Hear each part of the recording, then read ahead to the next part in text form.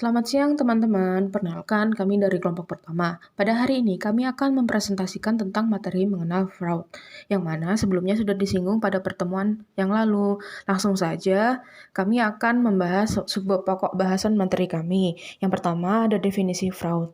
Lalu ada mengapa istilah yang digunakan itu, kenapa sih fraud kok bukan kecurangan? Lalu bagaimana sejarah awal mula terjadinya fraud?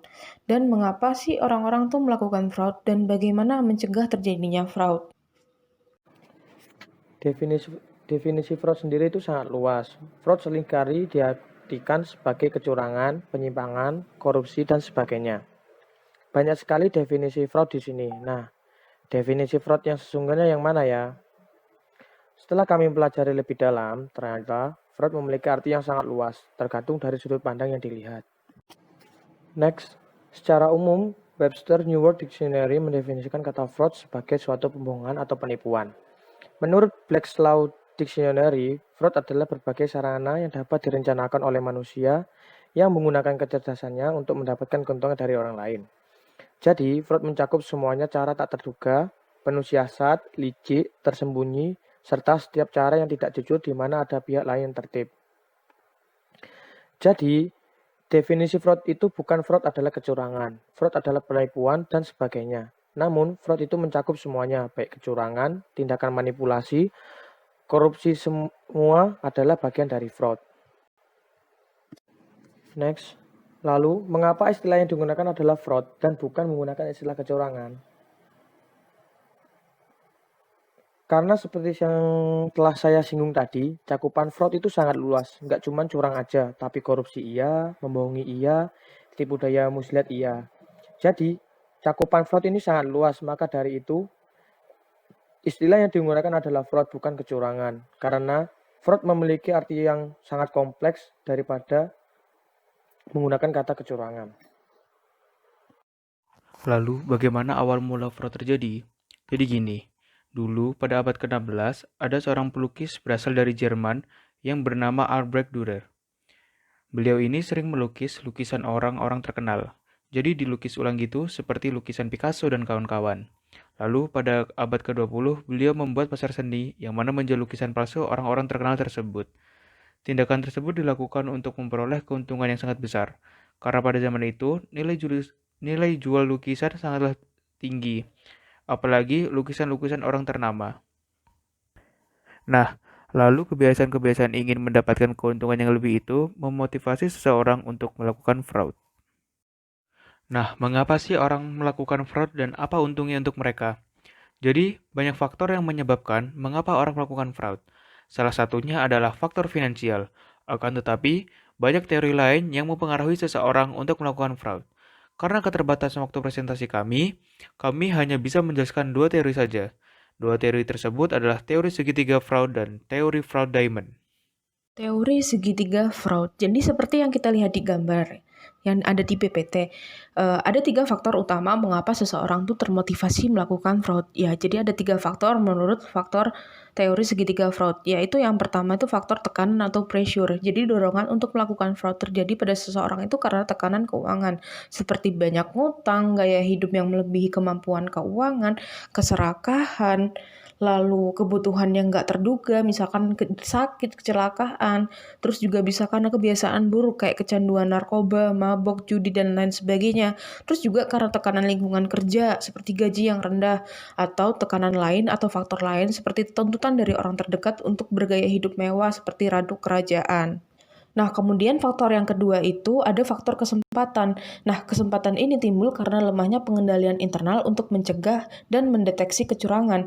Kesempatan ini juga terjadi karena lemahnya sanksi dan tidak kemampuan untuk menilai kualitas kerja. Kemudian yang terakhir ada faktor pembenaran. Yang dimaksud dengan pembenaran itu dia merasa menganggap bahwa tindakannya adalah hal yang sangat wajar. Lalu pelaku itu juga merasa sangat berjasa bagi perusahaan. Jadi dia itu merasa jadi pahlawan di tempat kerjanya dan dia seharusnya menerima lebih banyak dari apa yang udah diterima. Seperti harusnya gaji aku tuh nggak 3 juta, harusnya gaji aku tuh 7 juta, aku berhak mendapatkan itu. Jadi ya 3 faktor tersebut tadi mempengaruhi seseorang melakukan fraud. Nah, Lalu selanjutnya, selain teori segitiga Freud, terdapat teori Diamond. Teori ini adalah teori yang dikembangkan dari teori segitiga Freud oleh Pak D. Wolff dan Pak D. Hermanson. Jadi 3 poin utama itu sama seperti poin teori segitiga Freud. Ada tekanan, peluang, dan kesempatan rasionalisasi.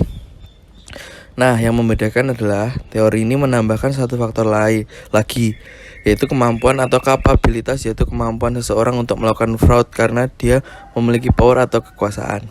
Menurut Pak De Wolfe dan Pak D. Hermanson, sekalipun ada tekanan yang didukung dengan kesempatan untuk melakukan fraud dan pelaku enggak punya kapabilitas atau kuasa yang cukup, maka fraud sangat kecil kemungkinannya untuk dilakukan. Nah, maka dari itu posisi strategis seseorang dalam sebuah organisasi atau perusahaan dapat memberikan kesempatan yang lebih luas untuk melakukan fraud ketimbang dengan mereka yang posisi menengah ke bawah. Nah, pembahasan materi yang terakhir kita adalah bagaimana cara mencegah terjadinya fraud. Terdapat banyak tindakan yang dapat dilakukan untuk mencegah terjadinya fraud. Nah, di sini salah satunya adalah melalui pengendalian internal dan menerapkan good corporate governance.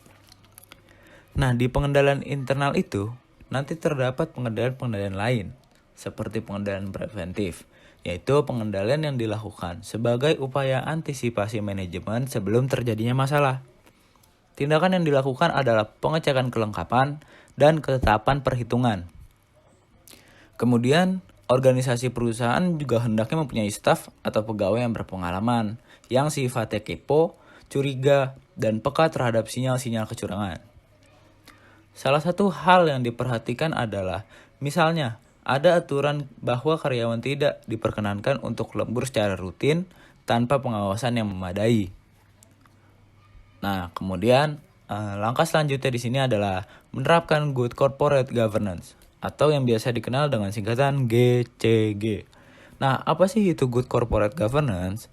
Menurut Syahroza, good corporate governance adalah suatu mekanisme tata kelola sebuah organisasi secara baik dalam melakukan pengelolaan sumber daya organisasi secara efisien, efektif, ekonomis, ataupun produktif dengan prinsip keterbukaan, akuntabilitas, independen, adil, pertanggungjawaban, dan andil dalam rangka mencapai tujuan organisasi.